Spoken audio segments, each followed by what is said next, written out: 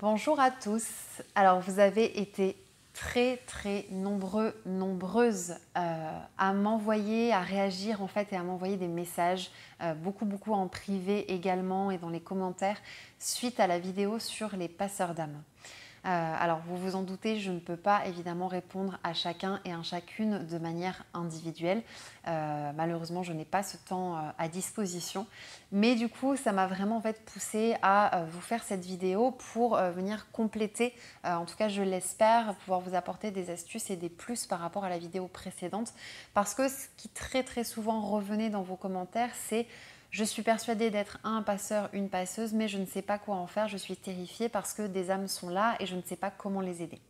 Donc je vais faire tout mon possible, je vais faire mon maximum en fait pour vous apporter un petit peu des pistes dans cette vidéo. La première chose déjà qui me vient et qui me semble important de préciser, c'est ne jouez pas aux apprentis sorciers. Que vous soyez convaincu ou non d'être un passeur ou une passeuse, mais j'allais dire c'est encore plus valable si vous n'êtes pas sûr de l'être, c'est on ne joue pas aux apprentis sorciers. C'est pas parce que quelque chose est tout nouveau et qu'on a envie de l'expérimenter et qu'on se dit ah bah tiens là j'ai du temps, je sais pas quoi faire, ça m'amuse, je vais faire passer des âmes. Non. Ça peut être une expérience qui éventuellement peut avoir des conséquences un peu lourdes parce que certaines âmes ont la capacité de venir vous polluer, vous pomper votre énergie. C'est ce qu'on appelle des entités, hein. Ça peut être des entités du bas astral ou pas. Il y a aussi des défunts, d'accord, qui peuvent venir vous pomper votre énergie. Donc ne vous amusez pas, ne faites pas n'importe quoi. Quand on touche à l'énergétique et au subtil, il y a entre guillemets des règles à respecter et à suivre, à commencer par l'ancrage et la protection. Je vous bassine avec ça dans presque toutes les vidéos, mais parce que c'est beaucoup trop important pour pouvoir le nier et faire comme si ça n'existait pas. Donc déjà, la toute première chose, c'est que si vraiment vous sentez que, ok, vous êtes un passeur, une passeuse, il y a du monde autour de vous et vous avez envie de tenter parce que vraiment vous sentez que c'est ok, que c'est aligné avec toutes les parties de vous, déjà, première chose, on s'ancre et on se protège. On se protège soi avec sa propre énergie et on demande à ses guides de nous protéger. Ça, c'est vraiment déjà la première chose. Pour celles et ceux qui sont convaincus d'être des passeurs, ou vraiment, c'est comme si vous saviez depuis toujours que vous en étiez un ou une, on vous l'a déjà dit, vous avez eu plein de confirmations, etc. Votre âme, elle sait comment faire, c'est-à-dire faites-lui confiance aussi. Bien sûr qu'au début, c'est paniquant. Parce que c'est pas quelque chose d'anodin, parce que c'est pas quelque chose qu'on a l'habitude de faire, on va pas faire passer des âmes comme on va acheter sa baguette de pain à la boulangerie. Donc du coup, bien sûr qu'il y a un côté tout nouveau qui peut générer de l'angoisse, de la panique, en tout cas une espèce de confusion.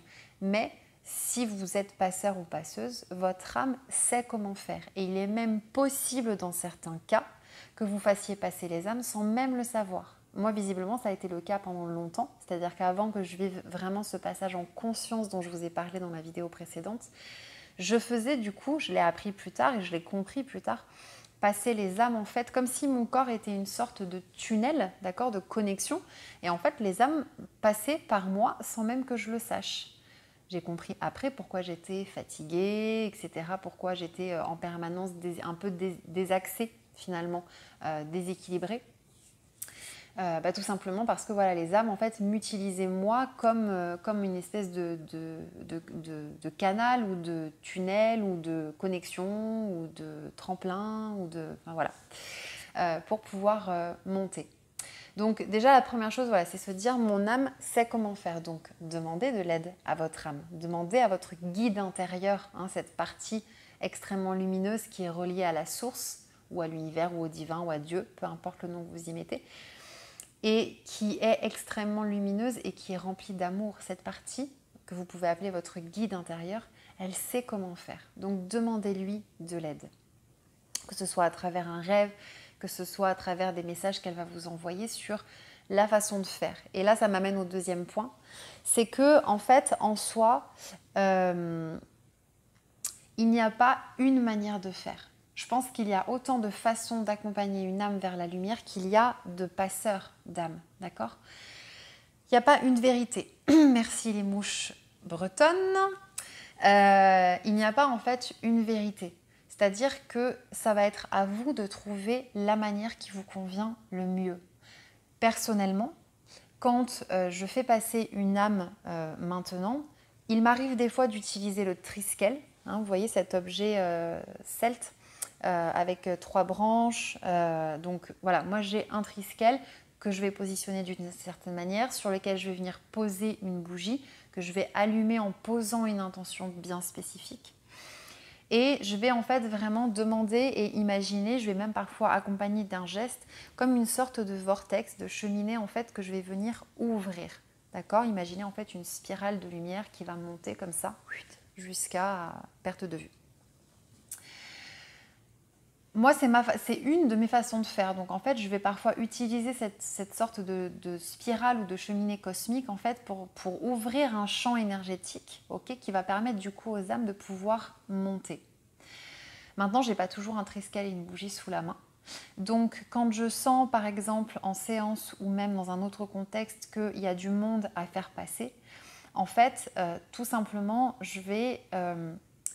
comment je pourrais expliquer ça alors, si je la vois, je vais visualiser évidemment l'âme à côté ou en face de moi, ou alors je vais la ressentir, la capter, et je vais lui parler. Des fois, je le fais à voix haute, des fois, je le fais de manière télépathique, parce que les âmes, en fait, n'ont pas, elles nous entendent télépathiquement, elles nous entendent penser.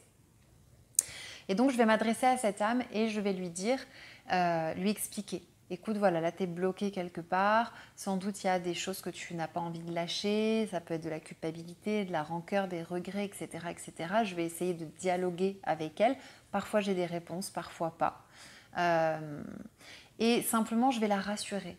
Je vais lui expliquer, en fait, ce qui va potentiellement se passer après. Le fait que plus elle va lâcher, plus elle va s'alléger, plus sa vibration va devenir légère, elle va passer de la densité, d'accord, à quelque chose de beaucoup plus éthéré, de beaucoup plus léger. Et au fur et à mesure, en fait, je lui explique qu'elle va pouvoir monter vers ce qu'on appelle la lumière, c'est-à-dire passer différents paliers, différentes strates, où à chaque fois il y a une nouvelle évolution, d'accord, qui est demandée, qui est requise. Et que du coup, en fait, plus elle va avancer, plus elle va retrouver aussi des âmes qu'elle connaît, qu'elle a aimé dans sa dernière vie ou dans d'autres. Finalement, en fait, surtout, elle va se sentir de plus en plus légère parce que de l'autre côté, les âmes, elles continuent aussi leur travail. C'est-à-dire que le travail qu'on n'a pas fait sur soi dans l'incarnation, on continue à le faire de l'autre côté. Donc du coup, moi, je vais expliquer avec mes mots ce processus à l'âme et lui dire, voilà, maintenant, c'est ton libre arbitre, c'est toi qui choisis si tu as envie de continuer à avancer ou pas, à aller vers la lumière ou pas. Et parfois, ça suffit. D'autres fois, il faut un peu plus de temps. Donc, je vous disais, oui, donc en fait, ces âmes, par moment, ça peut suffire. C'est-à-dire qu'une âme a simplement besoin, finalement, un peu comme un enfant, quoi, qui ne sait pas trop où il est, qui est dans la confusion, qu'on le rassure, qu'on lui parle. Alors, évidemment, au-delà des mots que je peux poser, je vais aussi lui envoyer de l'amour, d'accord? Je vais lui envoyer une énergie de... Je t'entoure, quoi. Je t'enveloppe de douceur, de bienveillance, d'amour, de lumière, etc. Quand ça ne suffit pas, et là c'est vraiment en fait l'habitude et le ressenti qui vont vous faire dire si oui ou non l'âme a pu partir. Des fois, même souvent, ce que je vais utiliser aussi comme outil qui moi me parle, mais une fois de plus, trouvez les vôtres, trouvez vraiment ce qui va vous convenir. Moi, je vais utiliser le Ho'oponopono. Vous trouverez des tas et des tas de vidéos à ce sujet. Donc, il y a une méthode ancestrale hawaïenne qui consiste à répéter 4 mots. Alors, moi, la façon dont je le fais, c'est « je suis désolée »,« pardon »,« merci »,« je t'aime ». Le sens peut être différent d'une personne à l'autre, on n'est pas forcément toujours tous d'accord. Là aussi, trouvez ce qui vous parle le mieux. Moi, ces 4 phrases, je suis désolée, pardon, merci, je t'aime. Je vais vraiment en fait les dire à l'âme en question en imaginant que de mon cœur part une lumière, d'accord, comme une espèce de fontaine d'amour finalement, qui va vraiment venir l'envelopper. Et puis je vais répéter au moins 3 fois chacune de ces phrases, d'accord? Je suis désolée, pardon, merci, je t'aime. Alors là, je vous le fais assez rapidement. Moi, généralement, je prends vraiment le temps de chaque mot pour vraiment, en fait, y mettre une intention hyper profonde. Y mettre vraiment... J'aime, en fait, quand je ressens cette énergie, d'accord, qui part du cœur et qui vient envelopper l'âme. Parce que là, je sais que je suis à fond dans mon intention et que c'est en train de fonctionner, ok? Parfois, je vois l'énergie, parfois, je ne la vois pas. Donc, le fait d'avoir ce ressenti-là, en fait, va vraiment, moi, m'aiguiller sur où j'en suis. Et puis, je vais répéter. Je vais faire ce Ho'oponopono jusqu'à ce que je sente qu'il y ait quelque chose qui... C'est comme quelque chose qui lâche, quelque chose qui se détend. Alors moi, je peux le ressentir dans mon corps à l'intérieur, ou alors je peux avoir l'info de l'âme, soit parce que je la vois, ou je ressens quelque chose, ou parce qu'elle me dit « Ok, c'est bon ». Et à ce moment-là, voilà, il y a quelque chose comme si... une fois de plus, cette énergie, elle devenait beaucoup plus légère et je sens comme quelque chose qui s'envole, quoi, et qui part. Donc, tout ça peut être aussi conjugué, c'est-à-dire que je pourrais très bien faire une série de Ho'oponopono, parler un petit peu avec l'âme et en même temps avoir installé le triskel avec la bougie et permettre à cette âme, de monter dans cette cheminée cosmique, dans cette spirale que j'ai créée. Évidemment, c'est important, quand je le fais, après, je referme, c'est-à-dire dans l'autre sens, en fait, je ne laisse pas le vortex énergétique ouvert, d'accord? Parce que j'ai pas envie qu'il y ait des allées-venues chez moi ou dans mon cabinet, ou voilà. Donc évidemment, je referme. Et puis, dernier point, et pas des moindres, qui est hyper, hyper important, c'est ne travaillez pas seul. Faites-vous aider, en fait, là aussi, des guides, de vos guides. La première chose, c'est vraiment votre guide intérieur, d'accord? Appelez-le comme vous voulez, votre soi divin, votre soi supérieur, votre conscience supérieure. C'est vraiment le premier guide déjà qui va vous aider là-dedans. Ensuite, il y a les guides avec lesquels vous travaillez, les guides qui vous accompagnent. Parfois, on en a 1, 2, 3, 4, c'est propre à chaque personne. Ces guides peuvent changer aussi en fonction des différentes périodes de notre vie et de notre taux vibratoire. Mais peu importe que vous les connaissiez ou pas, vos guides ne demandent que ça, de vous aider, de vous accompagner. Donc, demandez-leur de l'aide. Vous pouvez aussi demander de l'aide, si vous êtes un petit peu familier avec ça, avec par exemple les esprits de la nature, si vous faites ça dans un lieu extérieur, avec le gardien du lieu. En fait, c'est vraiment toutes les énergies lumineuses auxquelles vous pouvez vous connecter, soit parce que vous en avez la conscience, la connaissance, vous savez qu'elles sont là, qu'elles existent, ou parce que peut-être vous les connaissez déjà. Demandez. Moi, par exemple, pour le passage des âmes, je vais beaucoup travailler avec l'archange Michael, donc qui arrive dans une couleur bleu indigo, parce que je travaille avec lui depuis très longtemps. C'est une énergie qui, moi, me convient. L'archange Michael, il a cette spécificité justement d'aider les âmes aussi à passer de l'autre côté. C'est aussi pour ça que je fais appel à lui, parce qu'il peut aider à couper tout ce qui est lien toxique. C'est aussi la protection. Donc vous pouvez aussi lui demander la protection avant de faire un passage d'âme pour vous. Et il va aussi accompagner les âmes de l'autre côté. Maintenant, ça peut être un autre archange, ça peut être aussi Saint-Germain avec la flamme violette, pourquoi pas, ça peut être Marie. Connectez-vous aux énergies qui vous parlent et qui résonnent avec vous. Voilà. C'est vraiment, j'ai envie de dire presque le message principal de cette vidéo, c'est en fait, faites-vous confiance. Votre âme sait comment faire. Maintenant, n'oubliez pas non plus que vous avez le droit de poser votre cadre. Ça, j'en ai parlé dans la vidéo précédente. Moi, ça m'a changé la vie quand j'en ai eu ras-le-bol d'avoir la queue de la poste au pied de mon lit. De dire maintenant ça suffit, c'est moi qui décide quand est-ce que je fais passer les âmes, c'est moi qui déciderai et le jour et le lieu et l'heure, et en attendant je ne veux personne dans ma chambre le soir.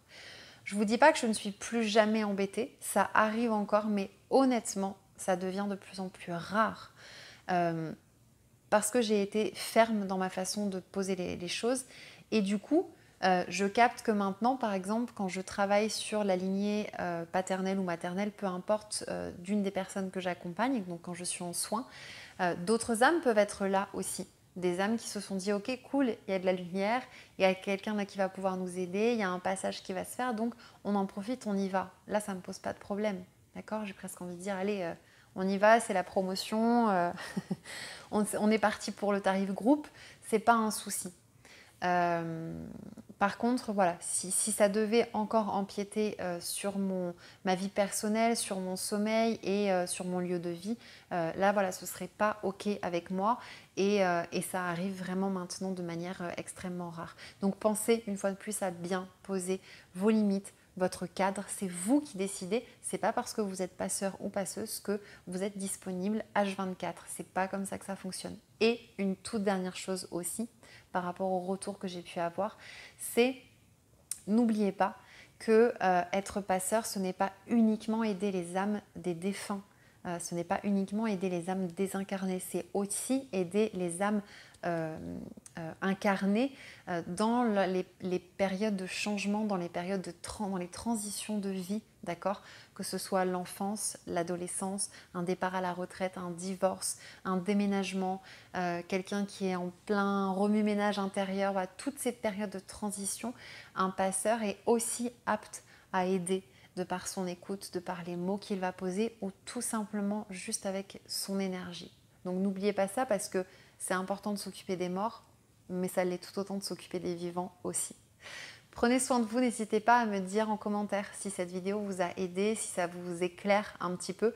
Et le mot de la fin, faites-vous confiance et trouvez la manière qui vous parle le mieux. À bientôt.